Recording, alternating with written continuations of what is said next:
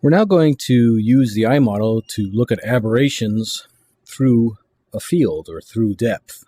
So here we're looking at the aberration coma that we've put on the cornea of the eye. So we're looking at the image plane right here. So some aberration has been put on the cornea.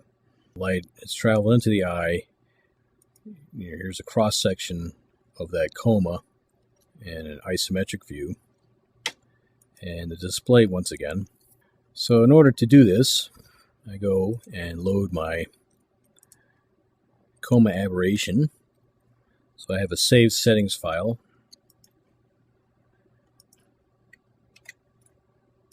Say OK. Alright, so I've got a coherent mode as well now, so I have that box checked. I've got an anterior corneal Zernike pupil diameter of 5.7, which is the same as the pupil of the iris. So I'm going to deform over that cornea with some coma.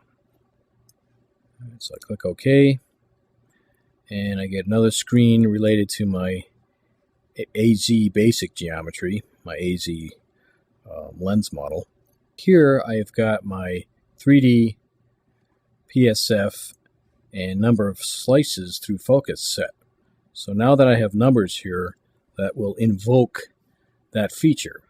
So I'm going to look through depth of 0.2 millimeters, and then I'm going to slice up that depth into a volume and look at the field of the light as it travels into the retina. So click OK, and then I get my Zernike deformation screen, and I've got just 0.01 microns of Zernike coma on there. So I click OK, and the trace begins. So now we have our volume of a field of that coma. We're looking at depth of field, or depth of focus, if you will, to the retina. And I can look at various planes, and when I click on them, I see their location and what axis they're on and what axis they're relevant to. I can hide different planes, and I'm going to hide a few here so I can look at that aberration a little more.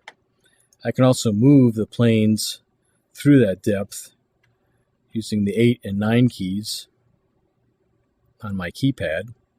So I can move through focus and see how that aberration changes. Let me hide this one.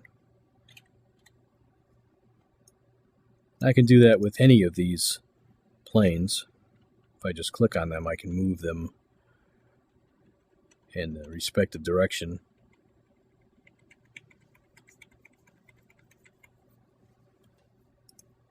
So we see that chromatic aberration maintained through the field. Here is the aberration directly on the best focus of the retina.